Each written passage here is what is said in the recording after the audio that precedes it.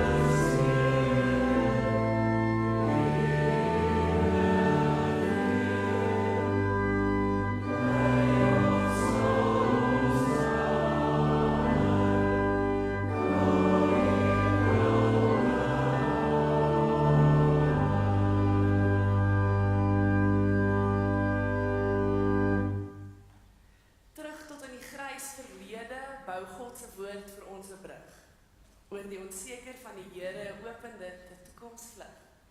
Spreek die Here, word die tyd oomblikke van ewigheid. Deur sy Gees laat God verhewe, ook in ons sy woorde lewe. Geliefdes, mag daar genade en vrede in oorvloed wees deur ons kennis van God die Vader, Jesus sy Seun, en van die Heilige Gees vandag en in die nuwe jaar en elke ander dag. Amen. Oh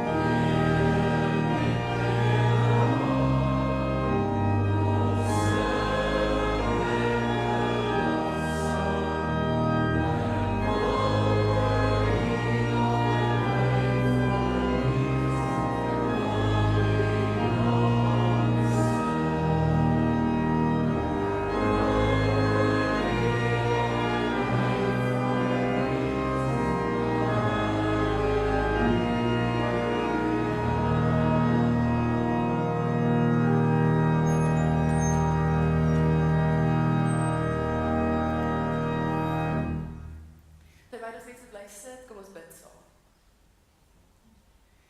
O Here, vanoggend, toe daar 'n splinternuwe dag oor ons aangebreek het, was dit die begin van 'n nuwe hoofstuk, van 'n nuwe stuk pad wat ons elkeen kan loop. Here, die moontlikhede van hierdie jaar lê oop voor ons, soos ons op die punt staan om met die nuwe jaar in te gaan. En ons voel maar goed, onseker en selfs bang vir wat hierdie jaar mag inhou en wat hierdie jaar alles van ons mag eis. Here, daar is 'n klop vrae in ons koppe. Waarheen is ons op pad? Waarheen is ons gesin, ons familie, ons gemeente, ons land op pad? Wat lê vir ons voor by die werk, by die huis, in ons verhoudings, met ons drome? Here, daar is ook vrae oor ons geloof. Gaan ons hierdie jaar die krag en die integriteit hê om te lewe soos U lewe, om te lewe soos wat U van ons verwag? Gaan ons wees wie U ons roep om te wees? Gaan ons doen wat U van ons vra? Gaan ons hoor wat U vir ons wil sê? Gaan ons met ywer en krag die uitdagings wat sekerlik gaan kom, kan aanpak? Here, en daarom is ons hier. Daarom is ons hier om U te kom vra, te kom smeek vir hulp en leiding en liefde. U vrede wat alle verstand te bowe gaan. Here, ons is hier want ons weet U is die bron van lewe. U is die gewer van wat ons nodig het. Ons is hier om te luister na U woord en om te hoor wat U vir ons wil sê. Maak ons harte nou stil en rustig, maak ons ore oop, sodat ons werklik waar net hier in die oomblik saam met U kan wees. Here, ons vra dit in U naam, U groot en barmhartige, almagtige naam alleen. Amen. Gemeente, dit is nogals moeilik om 'n teks te kies om te preek so op 'n splinter nuwe jaar, so juis aan die begin. Daar's so baie goed wat ek wil sê, daar's so baie goed wat ek oor droom en vir ons gemeente wil sê en mooi goed wat ek vir elkeen wil wens.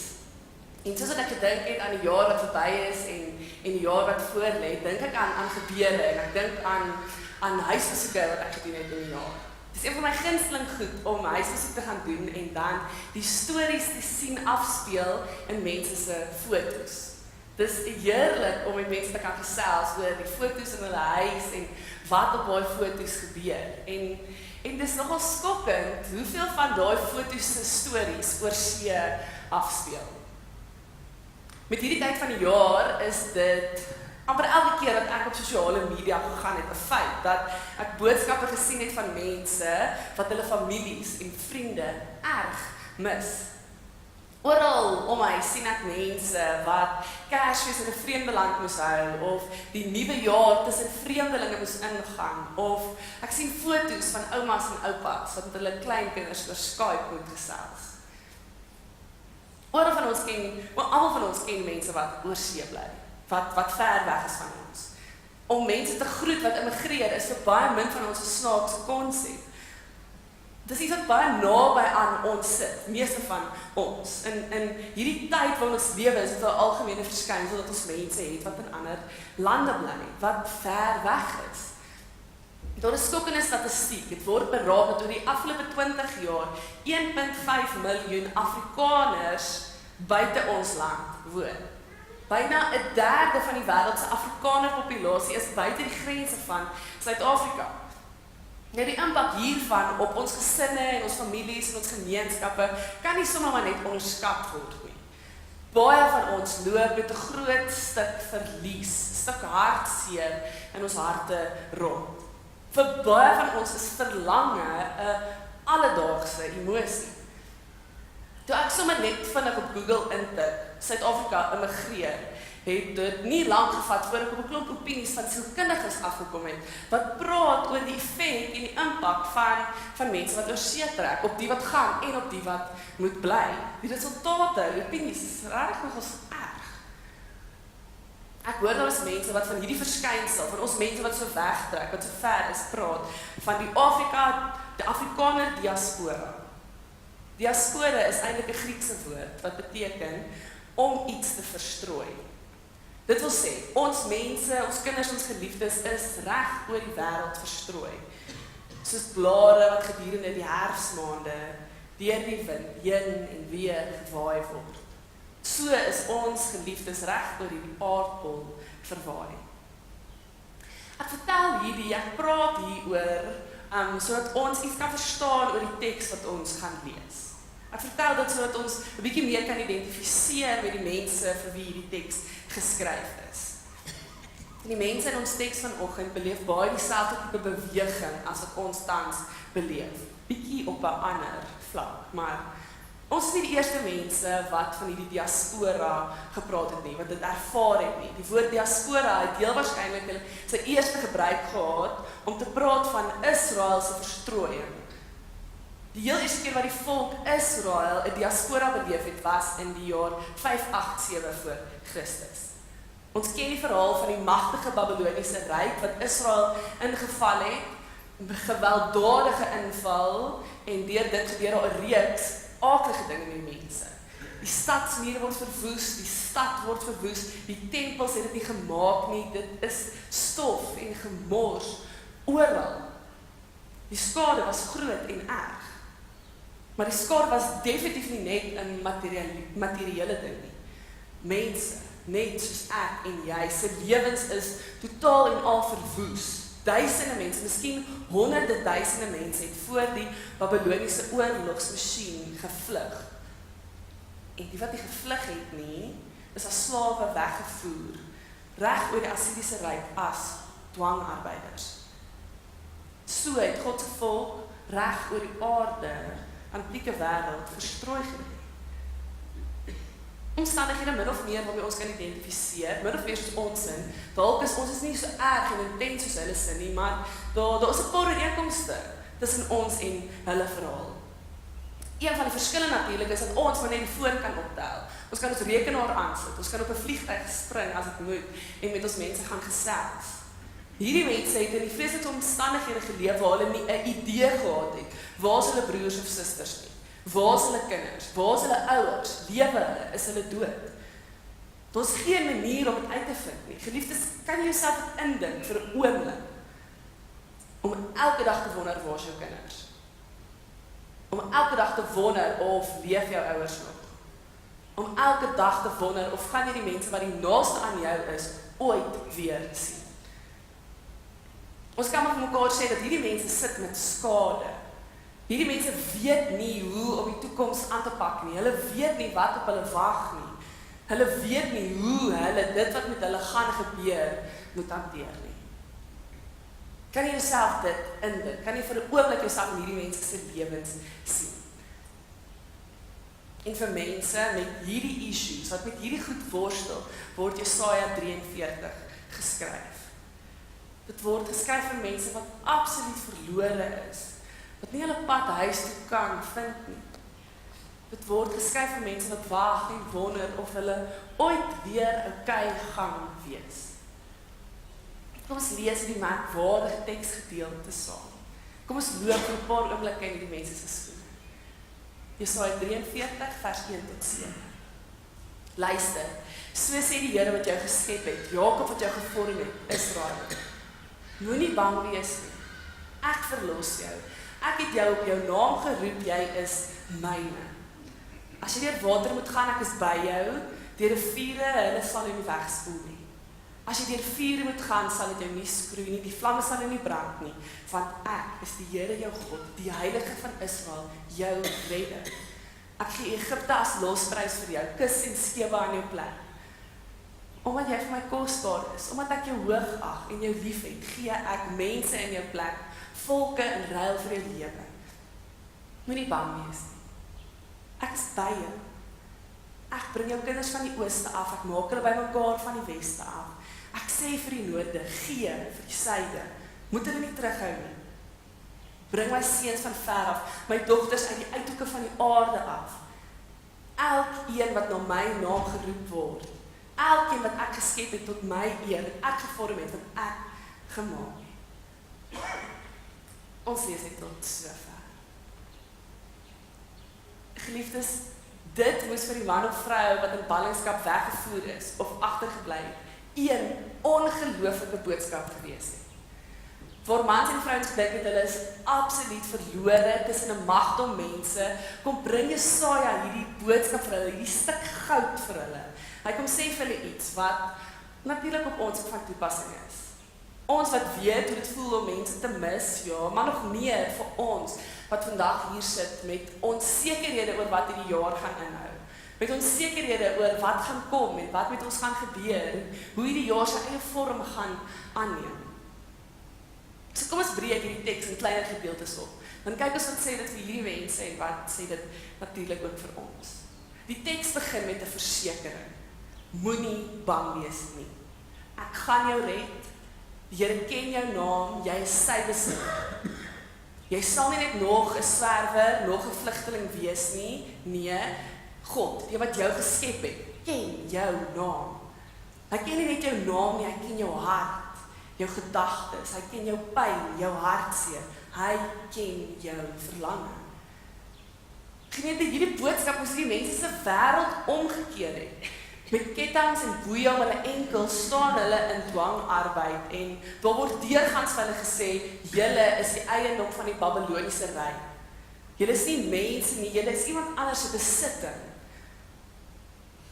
En dan kom iemand en sê, nee, dit is nie waar nie.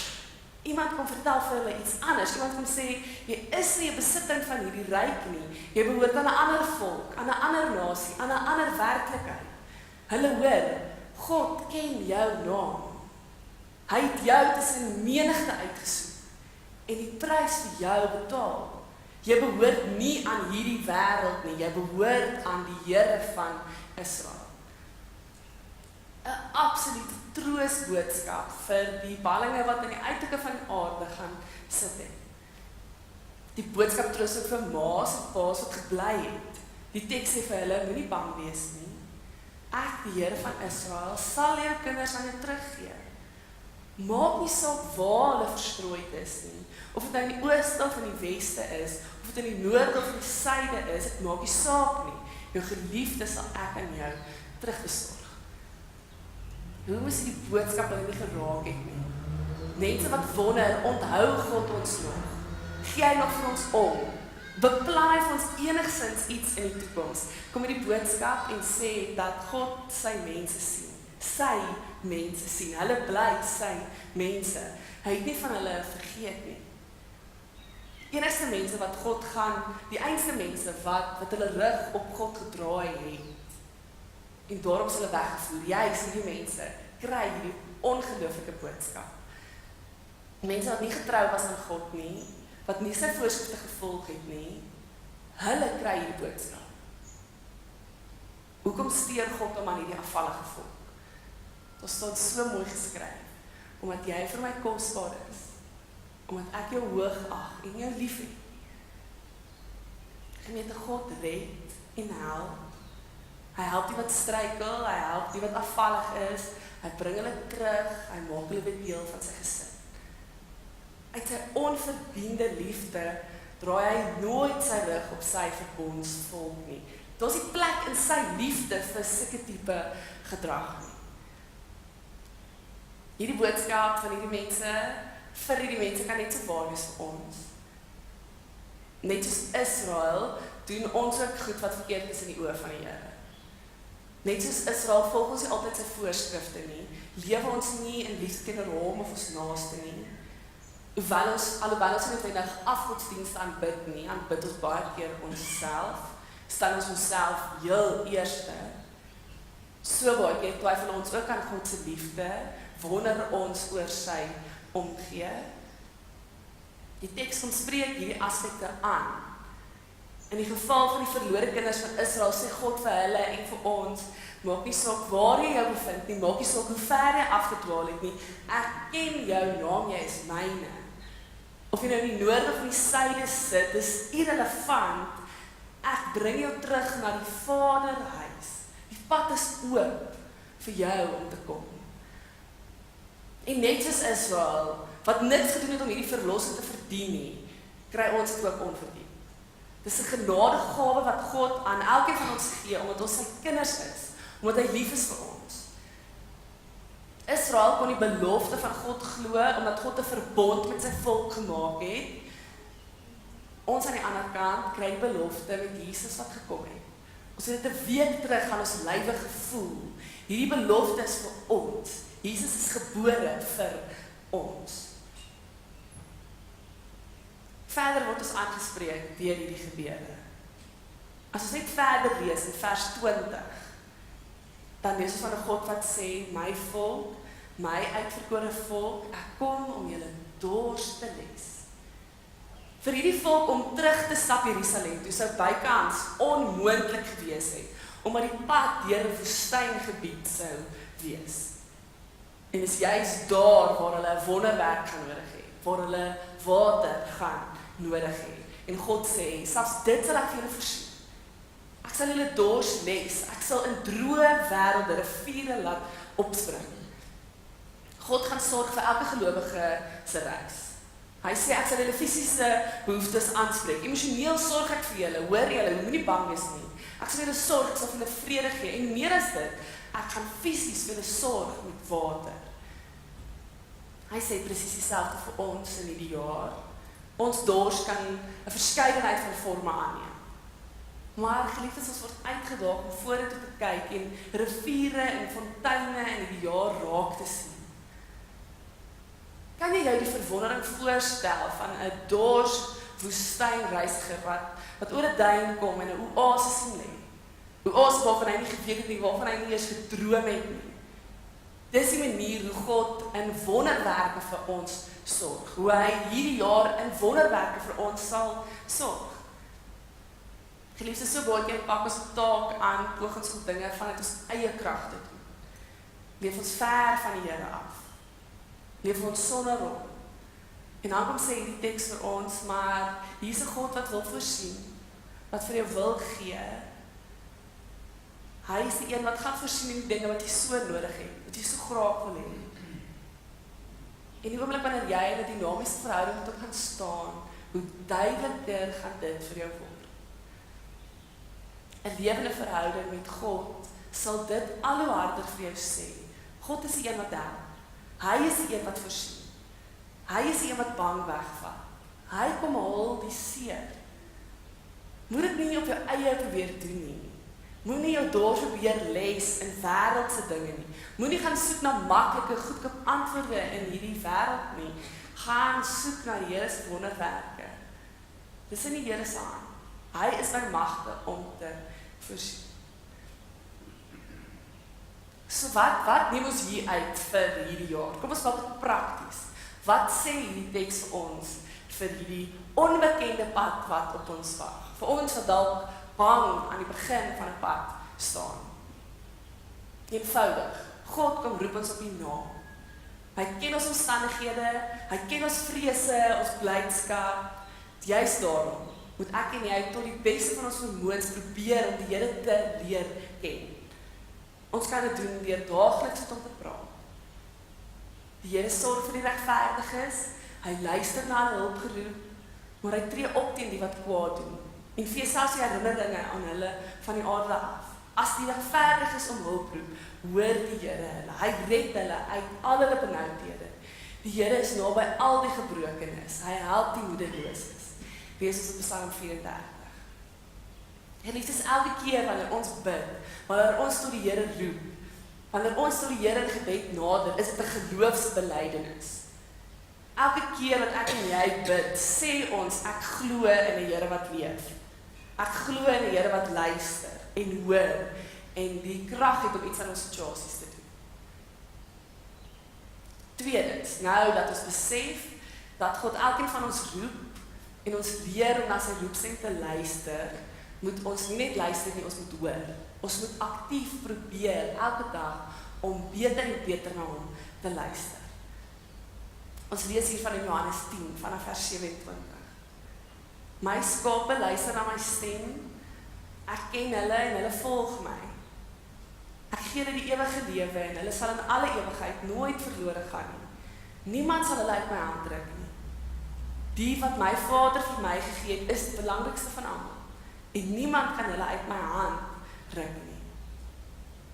Die skape luister na my stem, hulle ken my, hulle volg my.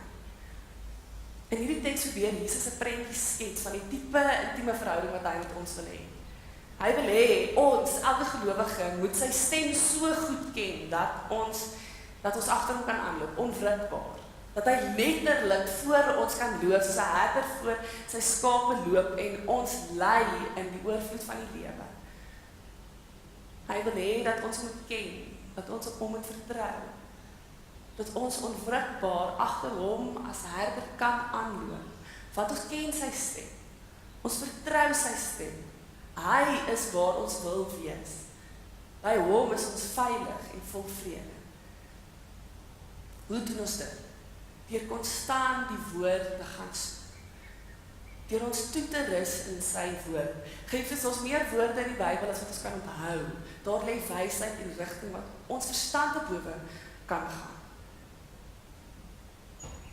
En laastens sê die teks vir ons, omdat ek en jy nou weet, ons is God se besitting, as ons hoor dat hy het ons op die naam geroep, moet ons leef soos een van God se besittings. In Levitikus 19 staan daar, julle moet heilig wees, omdat ek heilig is. Daarom gemeente, uit dankbaarheid vir ons redding, ons verlossing, moet ons onsself vir God afsonder. Ons moet nie gelyk word aan hierdie wêreld nie, maar altyd in die koninkryk van die Here leef.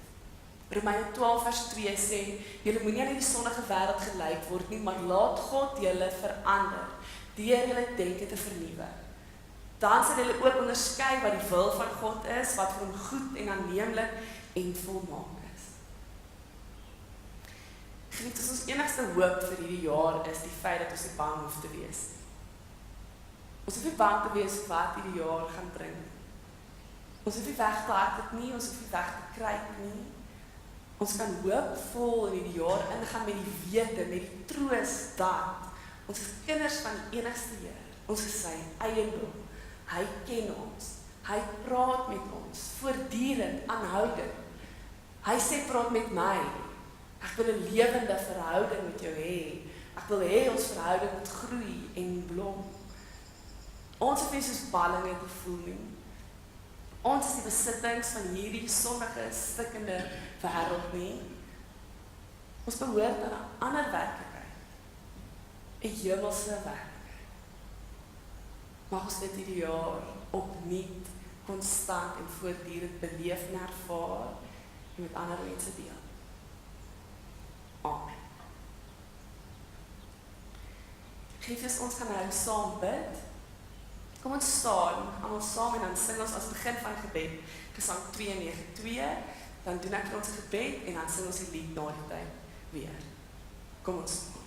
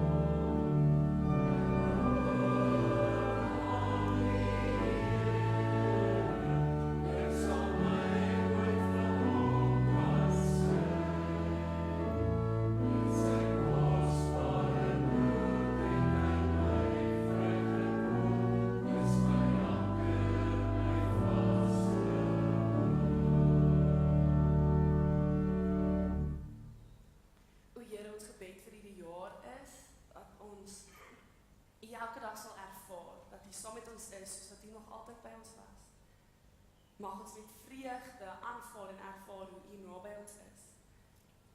Here, mag ons die vreugde van U geboorte, U liefde, U dood, U opstanding, U lewe aanvaar en ervaar. Mag ons U sien in dit wat hierdie jaar met ons gebeur. Mag ons U deel met almal wat ons paai kruis. O Here, mag ons U hoor praat. Mag ons U gees in ons voel en mag ons geen vrees vir enige dag hê. Here, dankie dat ons voor U kan kom staan en ook vir U kan vra om by ons geliefdes te wees. Om by die wat U so nodig het te wees. Die wat siek is. Die wat alleen is. Here, mag ons iets vir hulle beteken. Mag ons Mag ons hulle nood raak sien, mag ons iets aan hulle trane doen. Here, dankie ook vir die goeie tye wat op ons wag in hierdie jaar. Ons weet dat U ons ook seën met vreugde en vrede. Mag ons U hand ook daarin sien. Dankie dat ons dit van U kan voel. Amen.